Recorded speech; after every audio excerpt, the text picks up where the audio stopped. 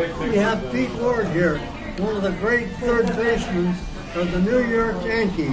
And he's going to reminisce about his father bringing ice hockey here to Portland in the old days. And I'll probably help him commiserate around what happened at the ice arena on 20th and Marshall Street. And why is that?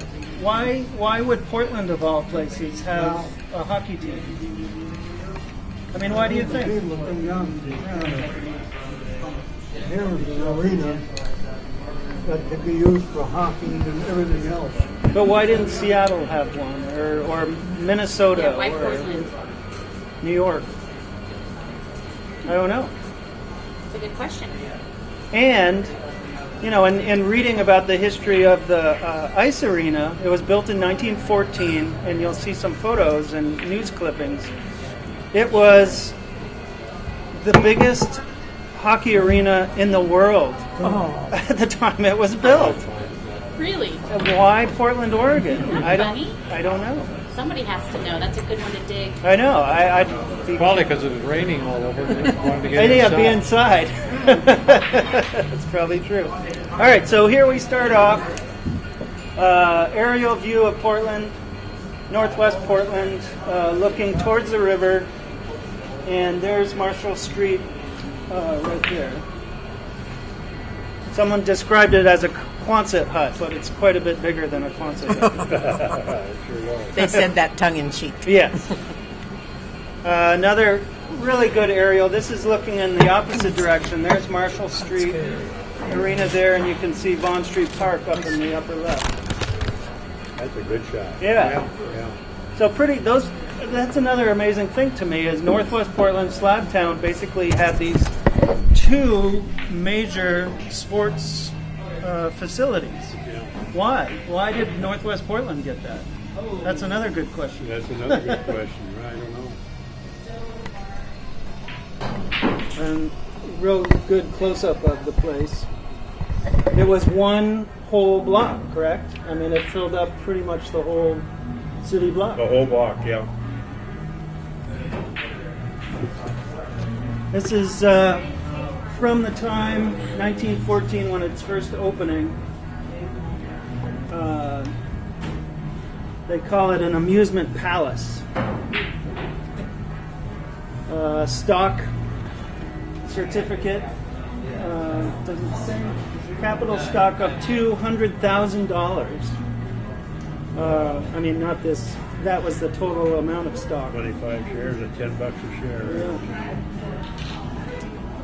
So here's the newspaper ad touting it as the largest ice skating arena in the world.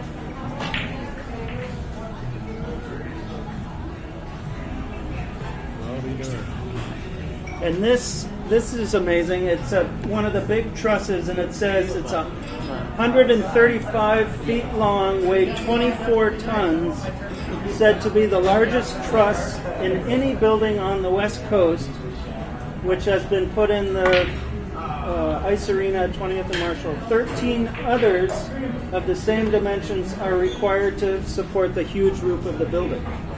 So that was a major undertaking to build this place. Largest amusement palace on the Pacific Coast. So they're kind of downsizing. At first they say it's the largest in the world, and now it's largest on the Pacific Coast. This is interesting. Ice skating, this is again 1914, right when it opens. It can accommodate 2,500 skaters and 5,000 spectators. So when you guys went to see hockey games, what do you think the seating capacity was in the stands? Probably 3,000 or 4,000, I would say. Yes. Really? But, yeah. That's a lot. You were so close to what was going on. That was the attraction. Yeah. The seats were like this. Yeah, you were right on the ice. Yeah. All right, and just to show, there are all kinds of things, like you were saying, there are all kinds of things that went on at the the ice rink besides skating and hockey? 1947, 25 cents. Yeah. The ice follies, and they did those once a year, or Once a year, I believe. Yeah, once a year. Kipstad and Johnson. Chipstead and Johnson, they have what they call it, two guys that call frickin' fries. I think that's what made the ice follies famous besides the winning skaters. yeah. But the people that did the ice skating review, they were so good, fundamentally sound, that wherever they went, if there was a place where they could put ice, they would put on the ice follies. Well, Why that's they chose Portland, that's a good question. that's another interesting thing. Is Shipstad and Johnson were putting on the ice volleys all over the country, and I don't know if they owned other rinks, but they bought this one. You know, I never met Johnson, but Harry Shipstead was here for a bit. Yeah, and he was Well, associated they with owned your the dad's team. Coliseum, and then they donated to the University of Portland. Because they're out there at the university campus, Yeah. there's what they call a Shipstead Hall. Oh, is that right? Yeah. So that's the connotation. They wanted to be remembered, I guess. And the Shipstead Hall is just in back of where the baseball field is as you go out towards right field Okay. over at the University of Portland. But at that time, when they donated the property, they had one big problem. University didn't have the money. If they could have floated a loan like they do today, you would have seen a great big pavilion built right yeah. there. Right. That would have probably seated 7,500 people instead of 1,500 to 3,000. But then they went across the river, the ice arena. Oh, yeah. So, the other thing to keep in mind that I talked to Pete about and just talked to John about is, at this point, all the way up till, the Lloyd Center, there was no other ice rink in Portland. This was the only one. But you were saying, there were frozen lakes and the casting pond. Yeah, we used to do a lot of ice skating on frozen lakes. In those days, it was much colder, and the casting pond out at Westmoreland Park Yeah, there was used to skating freeze there all the over. time. Huh? There was skating there all the time, Yeah, right. every year. And then there was Giles Lake down here with freeze over, and then there was some water down on Mock's Bottom, down below University of Portland, that used to freeze over, and we'd go out there and play hockey and ice skate, have skating parties, boys and girls skating parties, build a fire on the beach, and ice skate all night long. So, at the ice arena, you had to pay to get in, right? Right? Yeah. Yeah. Oh yeah. The casting pond, did they have? No, it was free. But I mean, did they have a way to freeze it, or it was just No, when it the weather was froze good? natural. The weather did it. Weather did it. Yeah. It's hard to believe. I mean, Portland doesn't get that many freezing days. In those days, it did. In back in the Huh. 40s and 50s, it did. And the casting pond's so shallow that would freeze pretty Yeah, quickly. that would freeze pretty good. Yeah. Yeah. So, And Giles Lake was pretty shallow, yeah. but Mock's Bottom wasn't. That was pretty deep. That was the backwaters of the Willamette out Yeah. there, and that was pretty deep. But it was protected, and so it would freeze over. That was the places I remember we used to go to. I love this image that came out of that program that you had in your dad's scrapbook. 1948 program for the, it would have been the Eagles, Yeah. Portland Eagles. There's Joe Strickler. Remember him? The Portland concession guy. Is that right? Yeah, he was. So, just to show this photo again, Slabtown kids, when they were playing baseball, would be skating and playing hockey. And I wanted to bring up another story too. I forget who told me. There's probably a couple people over the years, but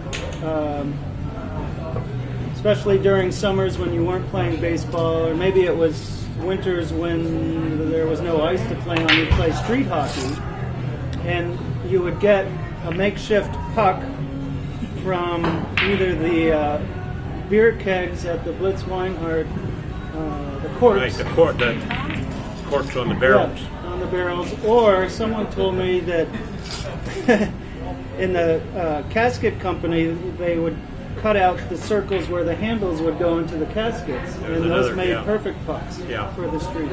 And that Xavier Street was the smoothest street around, so that was the best place to play street hockey.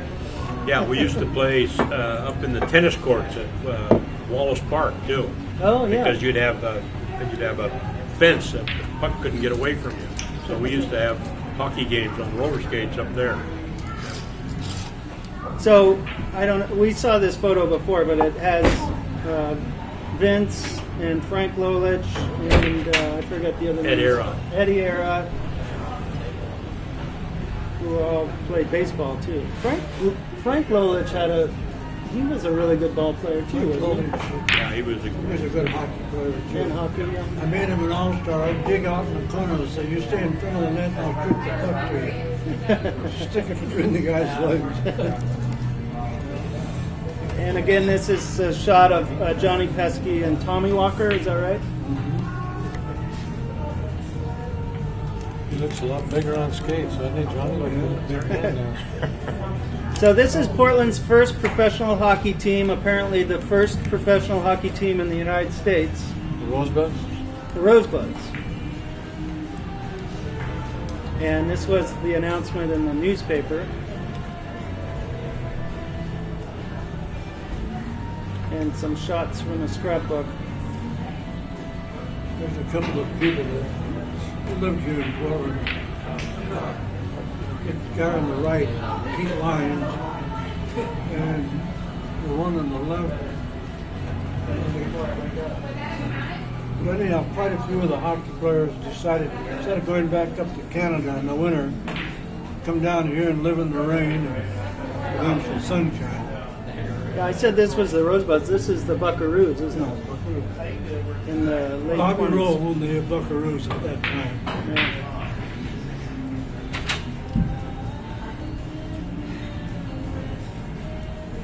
There's Bobby Rowe up in the left-hand corner. Yeah. He had quite a career and then came here to coach, right? Coach the team. There's one thing about Bobby Rowe, when things were good, he would roll $50 in his pocket.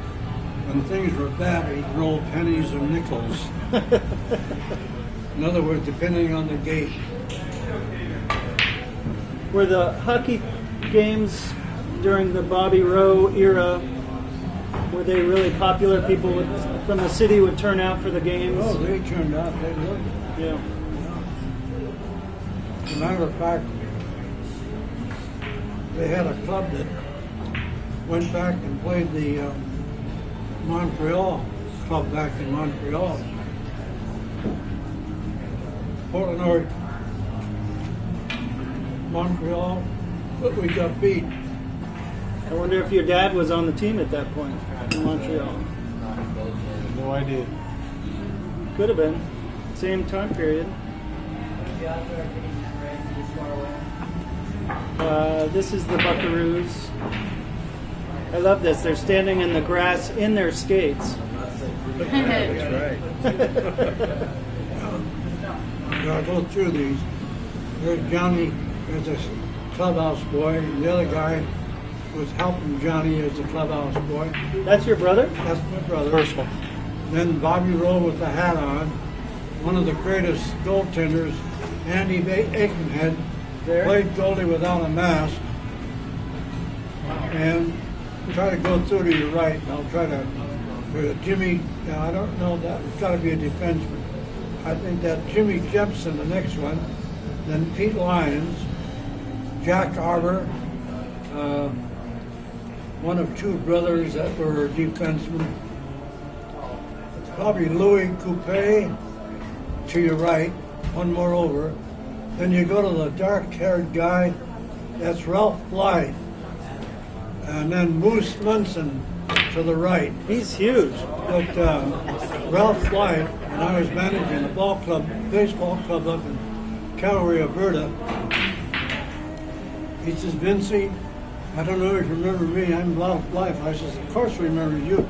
My brother and I thought the world of you. He said, well, I'm kind of a rum runner up here in Canada now. I'm on the loose. I'm trying to avoid being picked up by the cop. Yeah. I just wanted to touch base with you, and I'll never forget that thing. Ralph Blythe. A program from the Buckaroo days. These are the Buckaroos too, I believe. Those are some of the same guys that I mentioned. Yeah. Andy Aiken, way on the right. And if you look to the guy to the right of Aikenhead, That's to the right, far right. Far right? Yeah, the trainer at that time, that became a great friend of Dickie Benevento, and they got a place named up there, La Prinzi, at Monona Athletic Club. Yeah. So he had his beginnings right here in Portland. The guy on the left, way down the far end with a suit, is Paul Ill. He was always in. There's a guy of anybody. If he had the money in the background of money, he could have been the first professional owner of whatever sport you wanted. But he couldn't get the backing. Article from the Oregonian when Bobby Rowe was first coming out, I think in 1924, coming to Portland.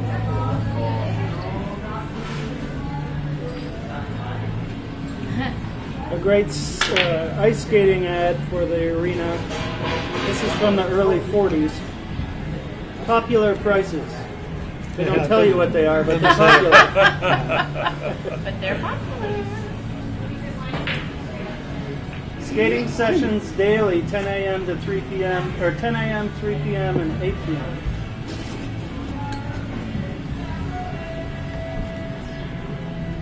And ice hockey, Portland versus Seattle. These are the Eagles. Oregonian coverage. It's a great shot. Yeah. Phil Dalglish, right? He's in every one of those pictures. Yeah. Photogenic guy, right? He had a great shot. Probably one of the hardest shots of any professional hockey player. That's what I told Tim. Every girl in town was chasing him, too. He was a good-looking dude. Yeah, he was. Yeah, I remember him. Pete, do you want to tell how the Eagles got established? Why? Well, Dad came out here in 1944, and he spent the first year without the family. And the family moved out in 1945, and we lived on 21st and Northwood. And the lady that owned the house was Sylvia Boyd. Jim and I visited with her like 2 years ago. And she was 103 then. Oh, man. And we walked in, and it just amazed me. We walked in, and she says, "Oh, hi guys, how are you doing?" "Fine, fine." She says, "I can still remember the first time that you guys pulled up in your Buick." She drove it out there, but her mind was sharp as hell. Wow. But she was 103, so I wouldn't be surprised if she's still kicking. You guys drove from Montreal out here in a Buick. That's a long trip. Yeah. So you were telling me, was it Ship's dad set up the team with your dad in mind to coach it? Yeah, that's according to this article in the paper. Yeah, that's what they said. And then they got everything undone, and they called in the bench, and they came out in 45. And like I said, we used to just walk over the ice rink. And he coached for 5 years, 5 or 6 years. Your dad didn't have a connection to Portland before that, right? No. But he had quite a career of his own playing.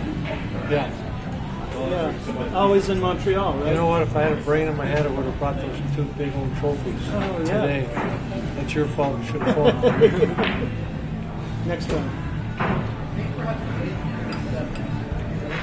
And so we figured out Shipstad, who was the Shipstad and Johnson of the Ice Volleys, was general manager. The title on the program was general manager. General manager of the hockey team, the Eagles, and he shows up in every team photo, standing with. But the other guy I never met. Yeah, Johnson. Maybe he was out with Vince somewhere. These are just they're forever. What I noticed is, when they first built the ice arena, it was just touted as being this technological wonder. But as you follow its history over the years, it seems like a real bear to maintain. And they're forever putting money in to fix it up and fix it up and fix it up. And ultimately, by the time early 50s come, it's just condemned because it's kind of like Vaughan Street Park. It was just a fire trap. But this is one instance where they were doing improvements and putting new refrigeration in the floor to keep the ice cool.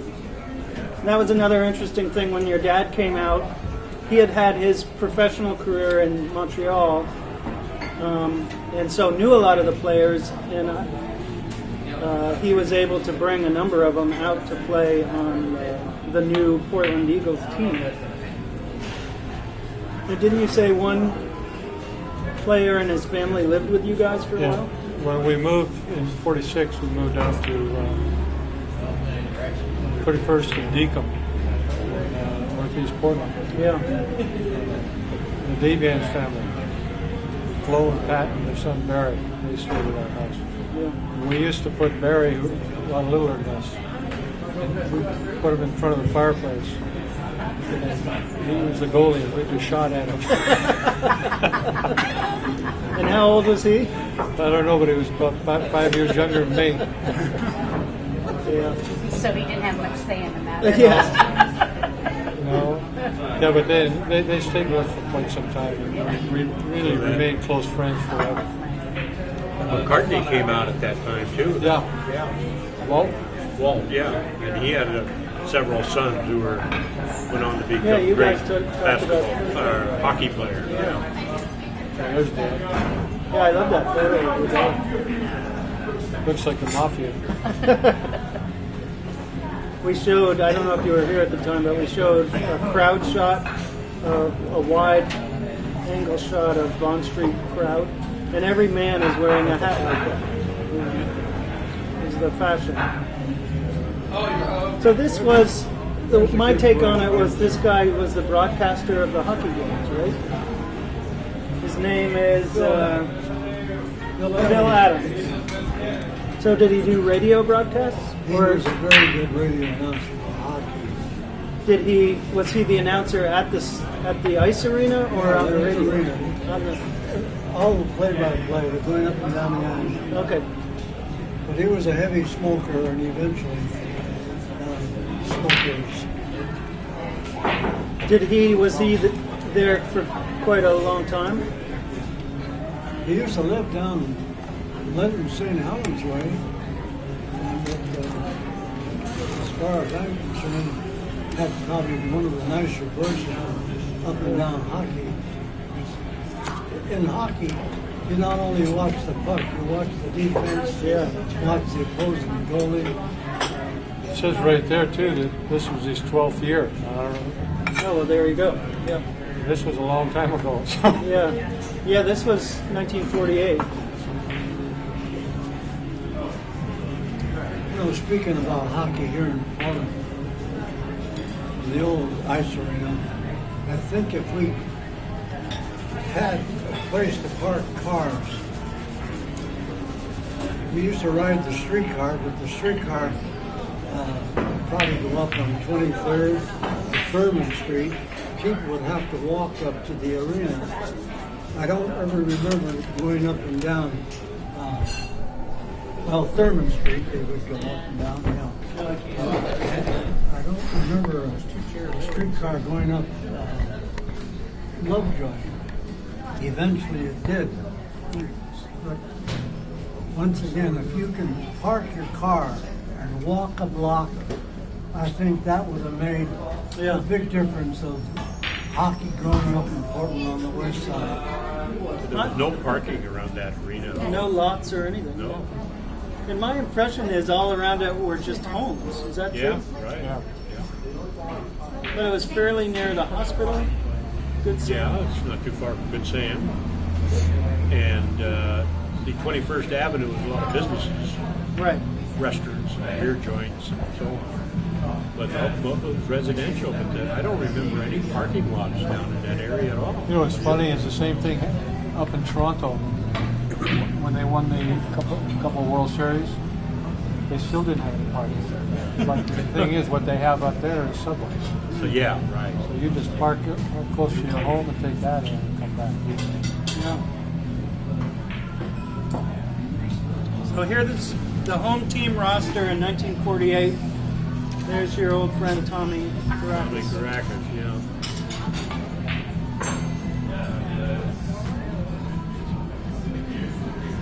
That Damien. These are all guys who played for quite a while. Yeah, they For your did. dad. Sutherland, Grabowski, Frankie Davis, Pat Davis, Bangay, Bill Dalglish, Stan Robertson. Those guys were all here for quite some time. A lot of them lived here after. They didn't want to go back to Canada and shovel the snow. In fact, they didn't go back. They stayed here. Yeah. All those guys. You were saying a lot of them just stayed here after. Right. Here's some great shots from your dad's scrapbook. There's Tommy Caracas. That's in the Caracas goal. in the nets, and that's Frankie Davis there. You know the snow face mask. Yeah, I know. Yeah, Jeez. right. Later on, he was wearing a face mask, but not in those beginning years. Where were the Royals from? They just was Portland. Oh, they were Yeah, Portland. they were. You know, the latter-day hockey players that came here live in Portland. Norm Johnson lives in Portland, and the Schmatz brothers, they settled here. There was three of them. Three shots Schmatz brothers. Norm that I know of, that I have a relationship with, probably others.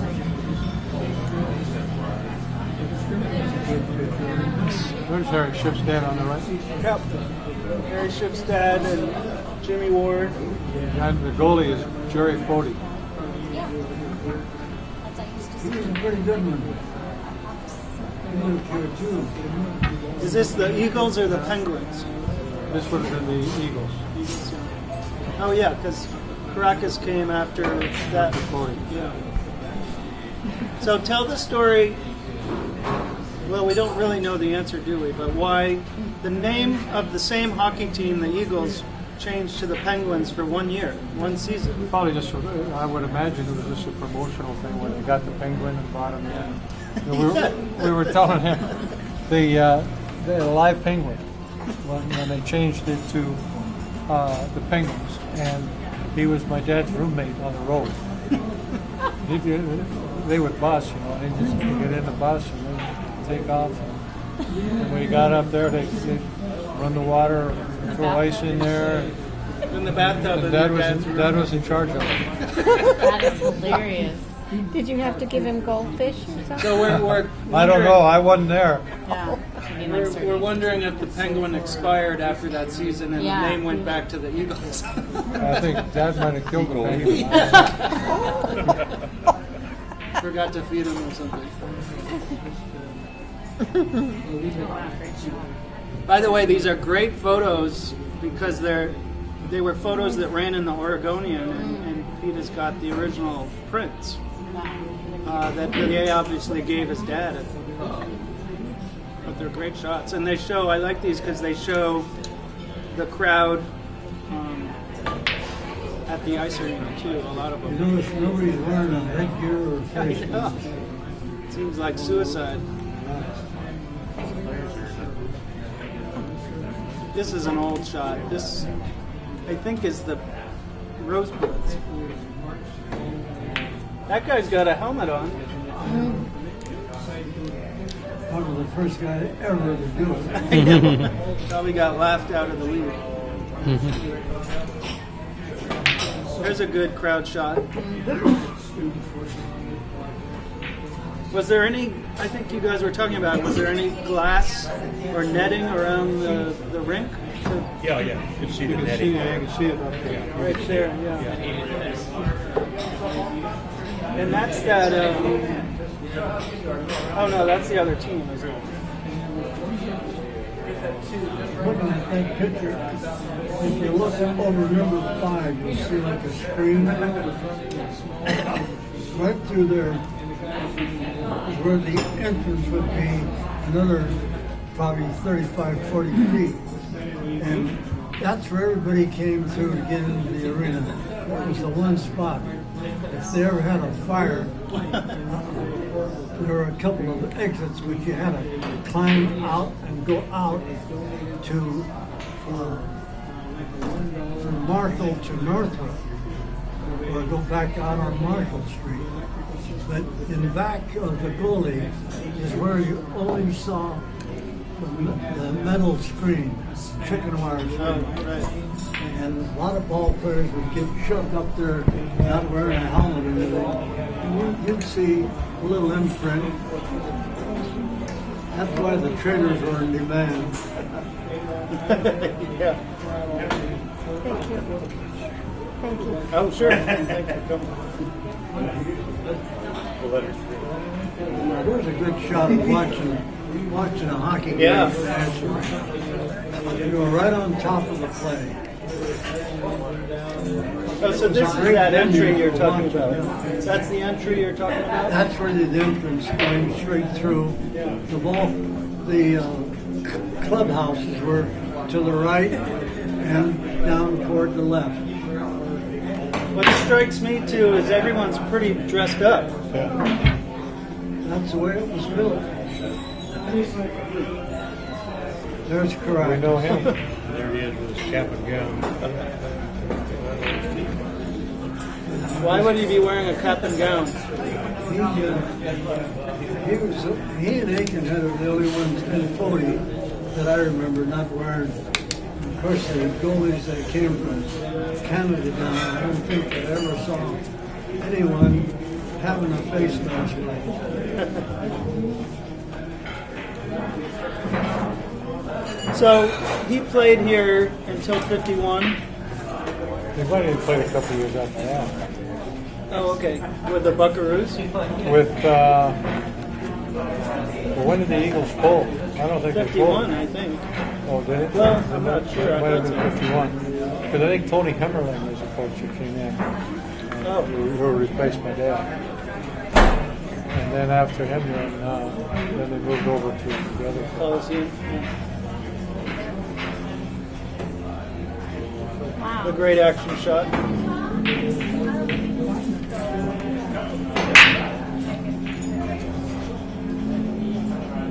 I like that program.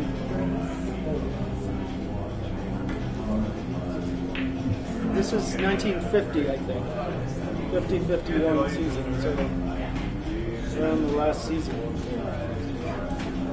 This is great. It's everyone signed their autograph, Wow. except for Shipstead. 1945, it says.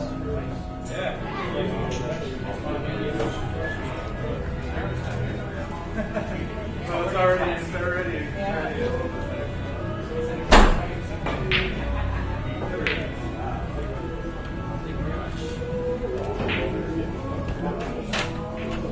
There's a big trophy. Yeah. So that must be 46. I think that was their best year. Is that one of the trophies you have? No, So the one that I have is just like similar to that without the top on it, but just with a big cup. Oh yeah. And he's got two of them. One from 29.30 and the other from 31.30. Oh, didn't he win the Stanley Cup? They won the Stanley Cup. The Montreal Maroons won the Stanley Cup in 1935. I was confused. It seemed like an individual could also win the Stanley Cup. Is that true? Maybe it just was referring to the team they were playing. Oh, thank you.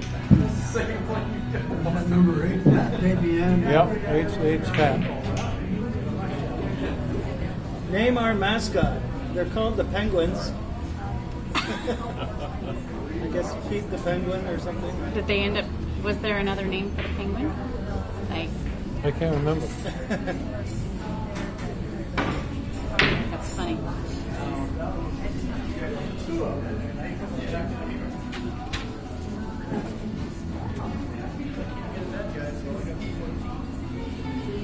You don't see them take a picture like that nowadays. They're 5 across, 5 in the back, and maybe depending on who else was sitting in the back. You lose track of the ball players' names because you like to see what they look like standing up straight or sitting down. Tommy was a big guy, huh? He looks big there. Oh, he's got elevator skates on. Yeah, but he's in the front. And he looked big. He wasn't that big. I mean, he good size, but not real big. Is Hal Torella in there somewhere? I couldn't tell. That's what I figured. The pictures are looking at the guy sitting up in the background. Those that maybe standing. Or maybe there might be another picture or two as you go on the next one. He had a brother that was a great hockey player for the Buckaroos, and he found a home here too. But his brother was a major leaguer, went back east, did so good, so. Once again, wanted to come back out here. Well, Tommy Karakis' brother was an outstanding hockey player in the NHL for a long time. Is that right? Yeah. An all-time goalie. Another shot of the arena. I think this was 44. Big transformer, it looks like. Yeah.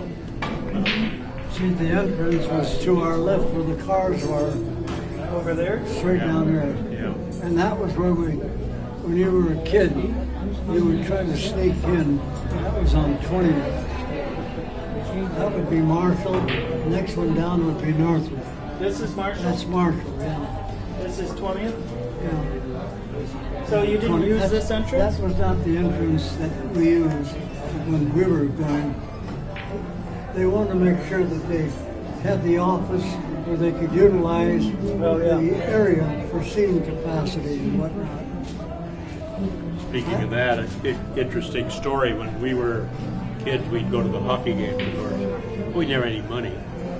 So my friend, we'd go ice skating to the sessions, and the boxes of the torn tickets would be out in the hall. And my friend was an engineering student at the University of Portland, and he was just one of these guys who was finicky as hell. He would go in and fill his pockets up with these stubs, take them home, find two that matched pretty close, shave them, and glue them together, and then give them to all the kids in the neighborhood to go to the hockey game. And they weren't dated or anything. That's how we went to hockey games. That's great. In fact, we were so aggressive that we even started having dates go with us with these phony tickets. And of course, the dates were impressed that we were taking them to a hockey game. Big spenders. Big spenders, right. All right, so this is when they start to tear it down, which is let's see, University of Portland bought this place, right? No, that was donated to them. Okay.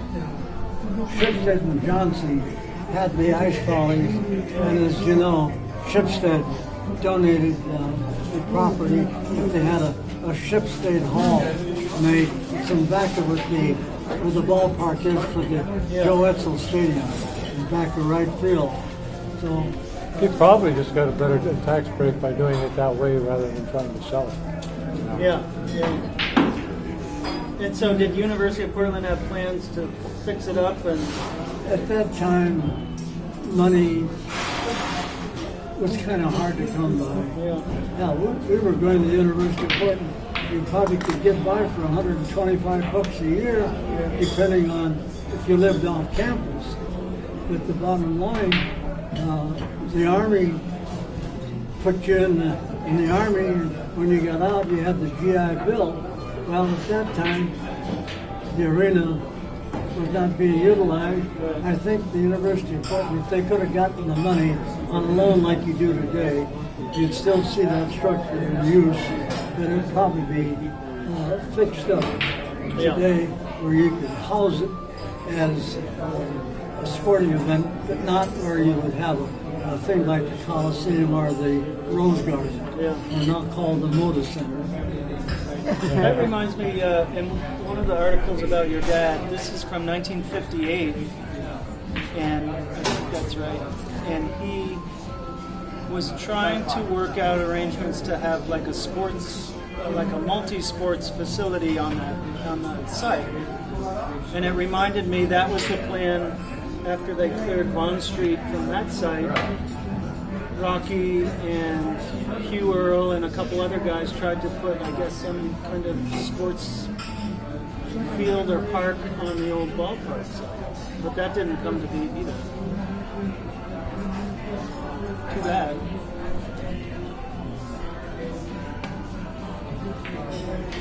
Shots of it being knocked down.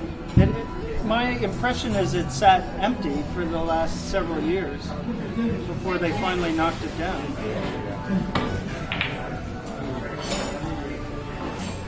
If that structure could have been saved, it would have been a nice venue for Lots of things. people that could put on trade shows, that they could seat 5,000 people. We used to have boxing matches, wrestling matches. As I say, circus came to town, they used it. But once again, parking. If you build a place today, it's like owning a restaurant. What good does it do you to own a restaurant if you don't have parking close by? So you're lucky here with what you have. After the Eagles folded, I guess in the early 50s, there was no professional hockey until the Buckaroos came back at the Coliseum. Is that right? They came, Bobby Rowe once again. Bobby Rowe did? Bobby Rowe owned the Buckaroos. No, I mean the latter-day Oh, the Buckaroos. other, Harry Glickman and his Jewish friends owned it. And at that time, Bob Blackburn eventually went up to Seattle to do the broadcasting. But then Bill Anderson took over doing the play-by-play for hockey.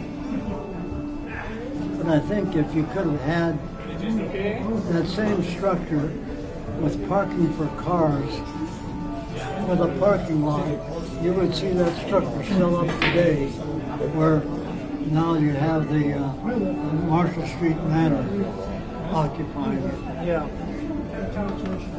Was there a time then when there wasn't any professional hockey in Portland? From the in the 50s? Yeah, there was a place after the war when the Eagles left and the Penguins, and there was a period of nothing. What we had, the Buckaroos that stayed here, they would go over to Jansen Beach. I guess there was a place over there that, Then the one out in Beaverton came out, yeah, and the one out on where the Royals played. 120th or something. And wasn't your brother and dad involved in the Royals? My brother was, well, they both were, but my brother played for them, and then my dad helped coach them for a while. And they were pretty successful. You know. Speaking of the Buckaroos, Mike Donaldson said the same thing. Talked to him yesterday. He said, tell Pete Ward hello for me. Tell him I miss his brother when I go to Hawaii. You know what's funny? I played in Rochester, AAA ball. Yeah. Mike Donaldson played in Rochester. Right before, he was just moving out when I moved in because he played for the Rochester Americans in the hockey. Yeah, that's a small world. If you look. I think the other important thing to note about your dad is that he was really actively involved in getting the kids, the High school the hockey. students, yeah. They organized the high school hockey league that lasted 5 years. My freshman year at Jeff, they folded. The league wasn't there, and that's when the Royals became. What year was that? Timmy, if you look at that, Well, I graduated in, as you look at that, would have been 50, there was a 51. company 51. 51. Well, that's when my brother went. My brother went from graduating in 51, and he went to Michigan State and played hockey back there for 4 years. So it was probably about 55. So it would have been about 49 probably when the hockey league formed. Folded. In the PIL. No, it folded in 1955, 56, because that would have been my first. No, it would have been right. 51 would have been Yeah, my. because I played hockey at Lincoln in 48, So 47 and with the 48. McCartneys, with the three Yeah, of with the them? McCartneys, yeah. Yeah. Bobby and Clayton and Yeah, Jerry. yeah. they were good. Yeah, they were Looking good. at the picture of the old, they forgot to take the flags down if you look. Yeah. There was a company down here that built laminated circular things called timber structures. If they had those things at that time, that place would still be in use Yeah. because the timber structures laminated the wood that today they employ ceilings that would take care of areas such as the old Marshal Street Arena. Yeah.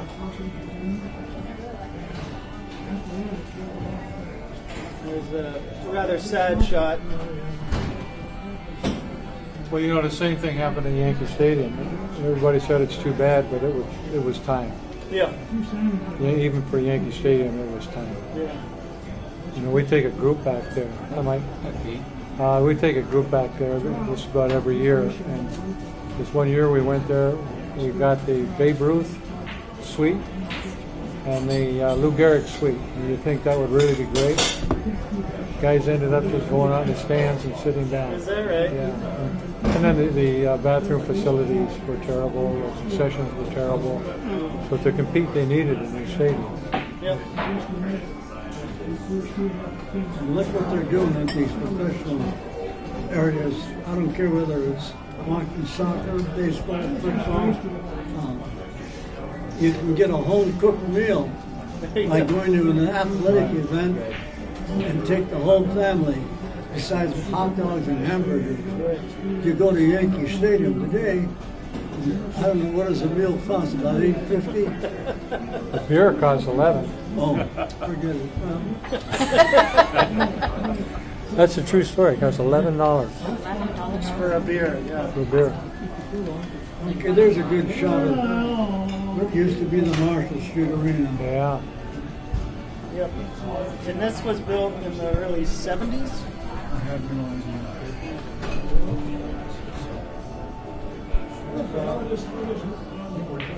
So some great years, but like you said, it was time to bring it to a close. The facility just was deteriorating.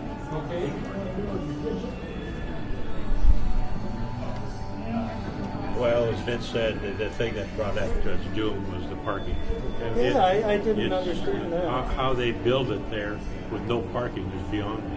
You know. Hey, Franklin had a guy play hockey in high school at that same time too. It was really very good. There was my brother and then McCartney's and a couple other guys that kind of stood out. That guy from Franklin was really good too. Yeah, I can't come up with a name now. You remember the name? No. I'll have to ask Al Simpson. He's a graduate. This streetcar line would have come right by there, right? Yeah, I think there was a streetcar line on 21st Avenue at that time that came down 21st. That's how people came to the game. Oh.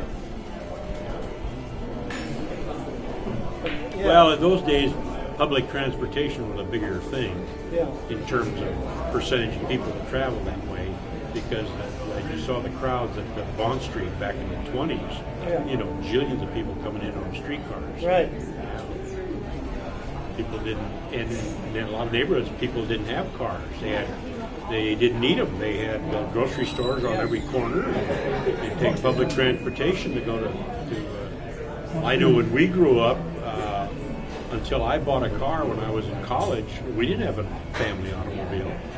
We just walked everywhere, or took the streetcar. When I go to New York or Chicago now, I never rent a car. Just take the subways all over. Yeah. Oh yeah. The elevator and all that. Yeah. A lot of people who just live there don't even know how to drive a car. A lot of them that live in Oregon don't know how to drive a car. That's for sure. And they're out there in the rain. Oh, I guess it cleared up. Listen, I better go because I got my Well, grandkids thanks there. for coming, and thanks for loaning me the Yeah. albums. That was Yeah, great. good to see you. Yeah. Thank Yeah, I you. gotta go. See you later. Ciao, ciao. Glad you See ya. came, John. Bye-bye. Yeah, it was fun. Take to care. see you. Good night. Yeah, and I'll